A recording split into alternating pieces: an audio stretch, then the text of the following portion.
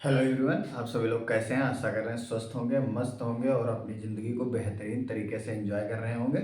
मेरा नाम इंद्रेश कुमार है और मैंने यूजीसी नेट जीआरएफ क्वालिफाइड किया है दिसंबर में विद 99.82 परसेंटाइल के साथ। मैं इस समय पढ़ा रहा हूँ मॉडर्न हिस्ट्री, जिसमें मैंने कई टॉपिक इससे पहले करवा चुका हूँ, उदारवादी, उग्रवादी। और फिर इसके बाद मैंने पढ़ाया था कि चंपारण आंदोलन कैसे हुआ, महात्मा गांधी ने किस तरह से अपनी जान पहचान, अपने पूरे देश में अपनी लोकप्रियता बढ़ाई। चंपारण के बाद मैंने रॉलेट एक्ट, जलियांवाला बाग हत्याकांड, ये सारी चीज़ें मैं बता चुका हूँ। इसके बाद फिर कल जो मैंने टॉपिक कवर करवाया था उसका नाम था खिलाफत मूवमेंट। क्या नाम था? खिलाफत मूवमेंट। आज उसी से रिलेटेड कुछ क्वेश्चंस पूछता हूँ सबसे पहले, उसके बाद से आज एक नए टॉपिक की शुरुआत करेंगे जिसका नाम होगा असहयोग आंदोलन। ठीक है, तो आज जिस टॉपिक की बात करना है खिलाफत आंदोलन से पहले रिलेटेड कुछ क्वेश्चंस पूछ लेता हूँ। तो सबसे पहला जो क्वेश्चंस है वो खिलाफत कमेटी का गठन कब किया गया? खिलाफत कमेटी कब गठित की गई? कब गठित की गई? पहला क्वेश्चन ये है। दूसरा क्वेश्चन ये आएगा कि जो खिलाफत कमेटी बनाई गई थी तो खिलाफत कमेटी के जो मुख्य लीडर्स थे वो कौन कौन से थे? तो खिलाफत आंदोलन की शुरुआत करने वाले, खिलाफत आंदोलन की शुरुआत करने वाले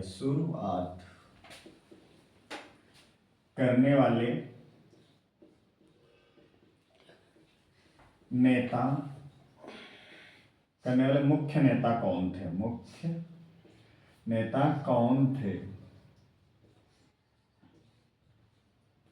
थे?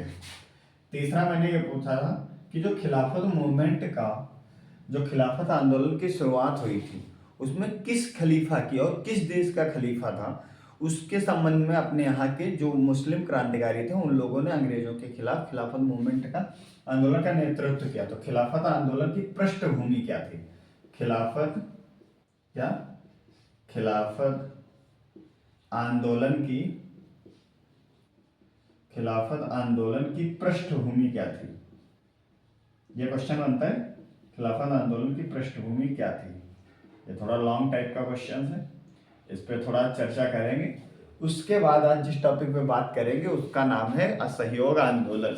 असहयोग आंदोलन में विस्तार से बताएंगे कि असहयोग आंदोलन क्या था, असहयोग आंदोलन की शुरुआत किन किन परिस्थितियों में होती है।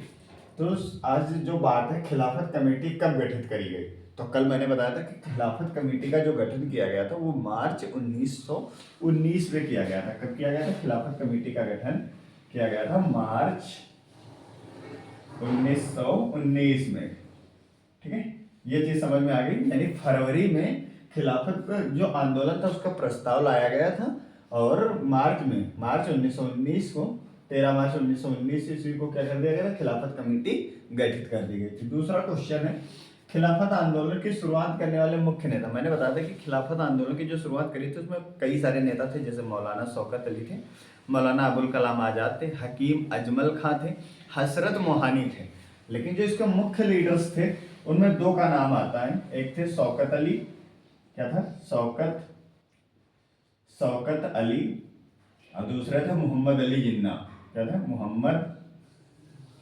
मोहम्मद अली जिन्ना।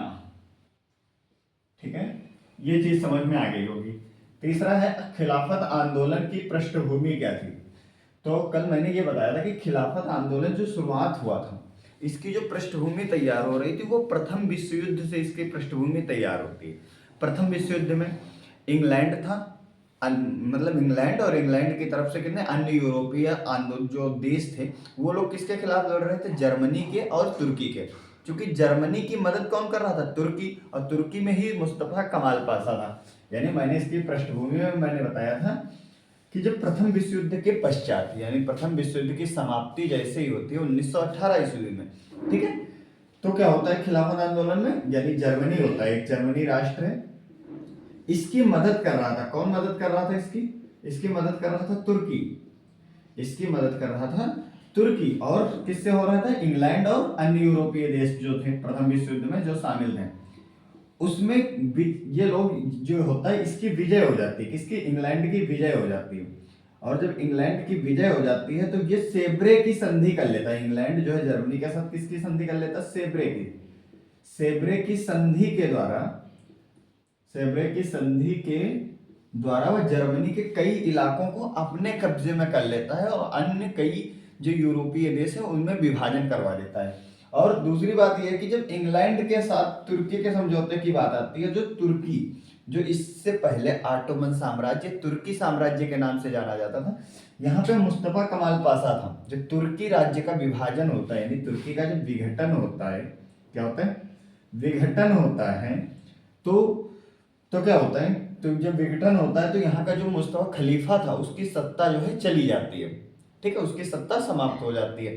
चूंकि खलीफा को मुस्लिम, संपूर्ण मुस्लिम जगत का वो क्या माना जाता था, प्रधान माना जाता था, यानी खलीफा जो था वो सर्वोच्च था, हेड माना जाता था पूरी दुनिया के मुसलमानों के लिए।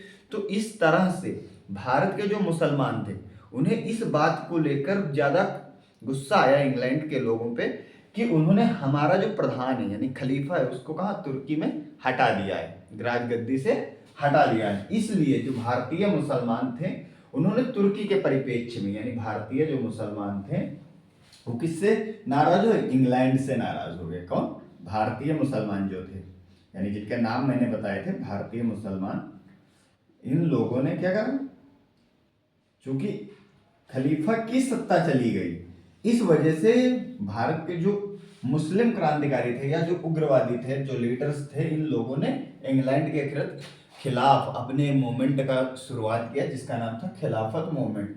अब आशा कर रहे हैं कि आप लोगों को ये चीज समझ में आ गई होगी, ठीक है। अब इसके बाद होता है कांग्रेस का नागपुर अधिवेशन।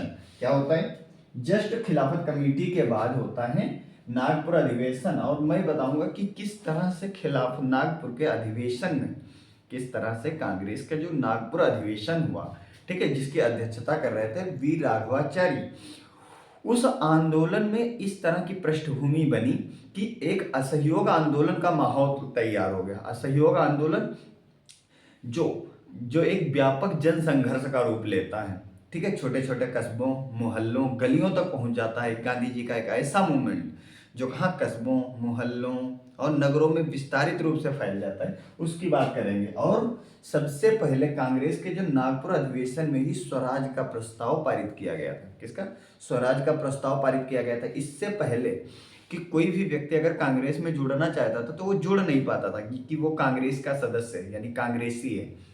लेकिन कांग्रेस के नागपुर अधिवेशन में जो 1920 ईस्वी में हुआ दिसंबर में, इसमें एक व्यवस्था कर दी गई कि अगर कोई भी व्यक्ति कांग्रेस से जुड़ना चाहता है तो वो 4 आने शुल्क देकर, 4 आने का मतलब हो गया 25 पैसे देकर वो क्या कांग्रेस को ज्वाइन कर सकता था, ठीक। तो बात कर रहे हैं आज, तो इसे इरेज करते हैं सबसे पहले इसे। तो बताने जा रहे हैं कांग्रेस का नागपुर अधिवेशन। क्या, कांग्रेस का नागपुर अधिवेशन, कांग्रेस का नागपुर अधिवेशन। तो कांग्रेस का जो नागपुर अधिवेशन होता है ये कब होता है, तो 26 से 30 दिसंबर को होता है। 26 से 30 दिसंबर 1920 ईस्वी को होता है, ठीक। ये चीज समझ में आ गई। इसकी जो अध्यक्षता कर रहे थे वो थे वी राघवाचारी, अध्यक्षता जो कर रहे थे वो थे वी राघवाचारी,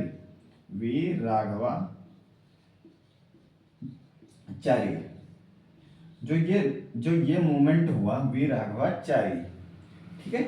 ये जो अधिवेशन हुआ इसकी जो मुख्य बातें थी, यानी कांग्रेस का जो नागपुर अधिवेशन था इसका जो मुख्य उद्देश्य थे उसमें देख लेते हैं कि क्या था। जिसका जो मुख्य उद्देश्य था इसमें हुआ स्वराज, स्वराज की प्राप्ति का लक्ष्य रखा गया। क्या रखा गया, स्वराज की मांग उठी या स्वराज की मांग का प्रस्ताव रखा गया, स्वराज की मांग का प्रस्ताव रखा गया। दूसरा क्या था, जो कांग्रेस का जो संविधान था, यानी जो कांग्रेसी जो उस समय तक कांग्रेस का जो संविधान चलता था उसमें क्या किया गया, कुछ बदलाव करे गए।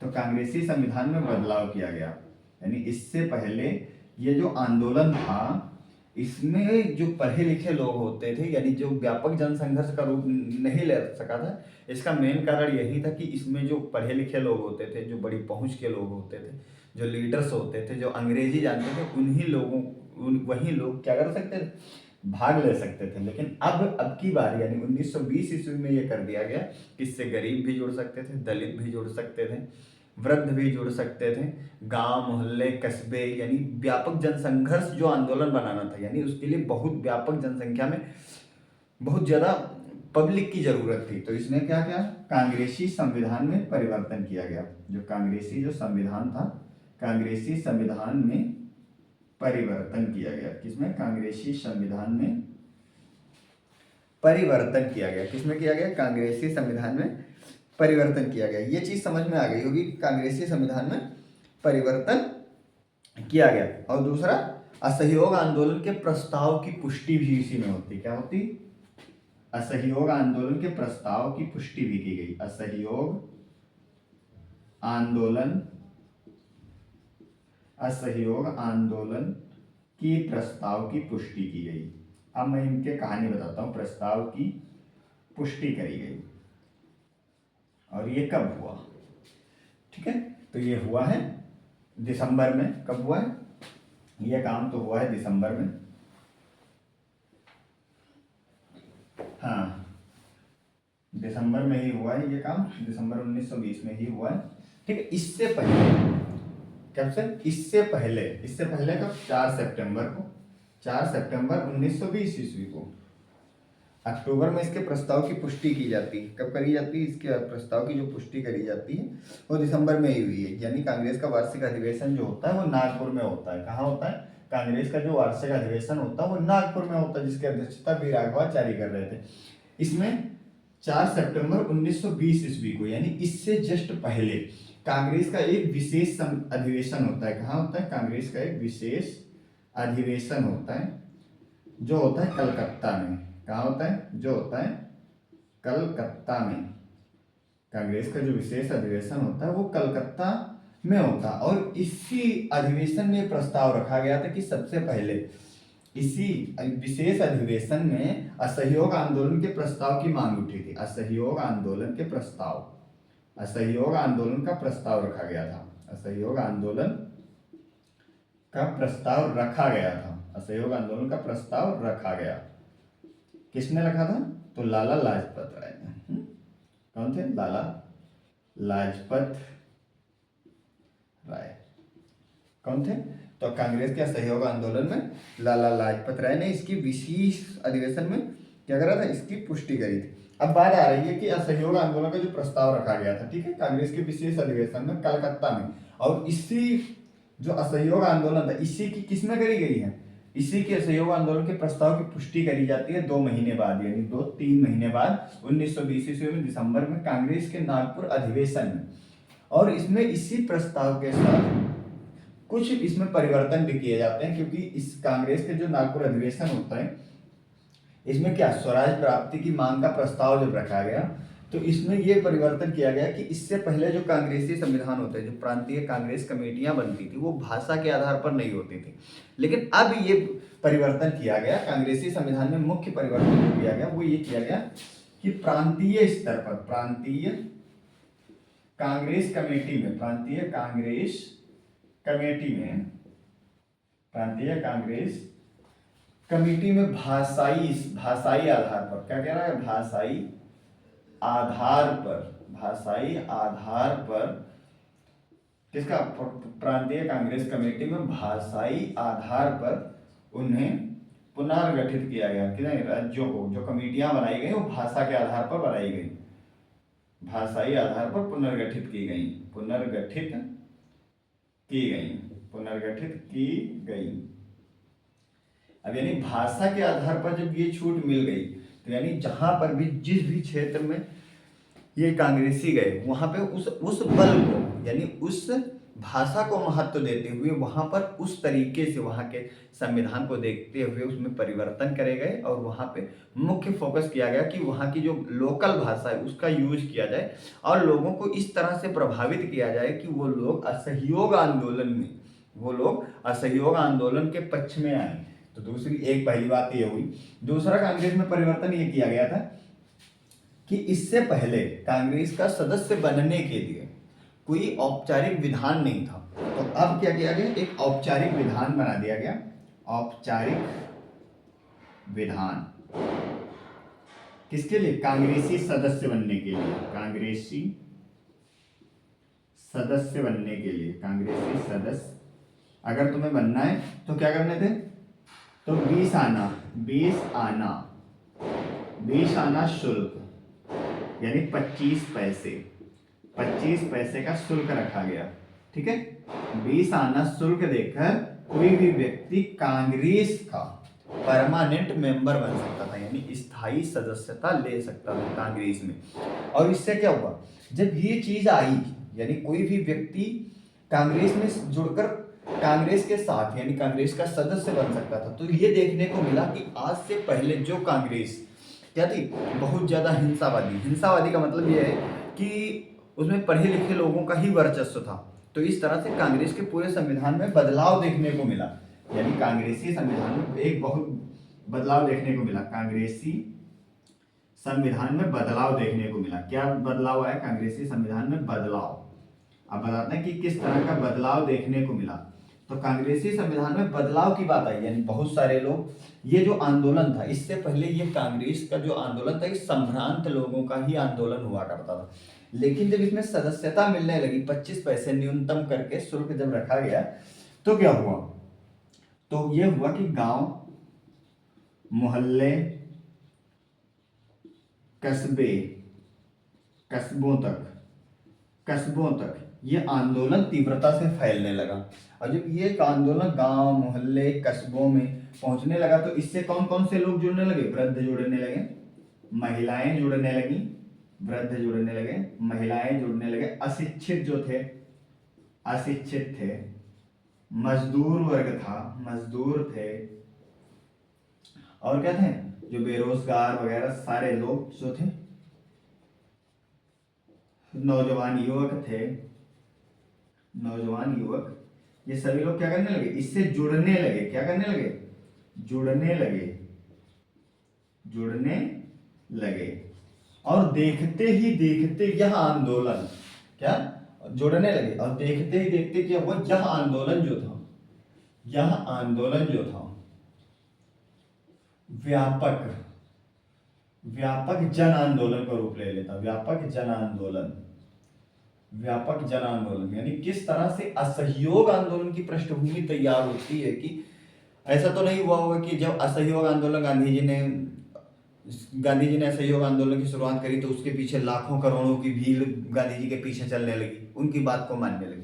तो उसकी जो पृष्ठभूमि तैयार होती है, वो जो 4 सितंबर 1920 ईस्वी को कलकत्ता में कांग्रेस का अधिवेशन होता है, वहां पे असहयोग आंदोलन का प्रस्ताव रखा जाता है और स्वराज का प्रस्ताव रखा जाता है। जो कांग्रेस का नागपुर अधिवेशन हुआ, उसमें ये चीजें मुद्दे आए, यानी कांग्रेसी संविधान में कुछ परिवर्तन किया गया, जिससे क्या होने लगे, बहुत सारे लोग जो वृद्ध थे, महिलाएं थे, अशिक्षित थे, मजदूर थे, ये सभी लोग क्या करने लगे, उससे जुड़ने लगे, कांग्रेसी सदस्यता लेने लगे। और जब कांग्रेस में सदस्यता मिलना आसान हो गया, तो ये आंदोलन जो था, यानी जो कांग्रेस के जो विचार थे, कांग्रेस की जो विचारधारा थी कि वो अंग्रेजों के खिलाफ लड़ रही है, ठीक है, अंग्रेजों से देश को मुक्ति दिलाएगी, इससे गांव, मोहल्ले, कस्बे की महिलाएं, वृद्ध, बच्चे, बूढ़े सभी लोग जुड़ने लगे।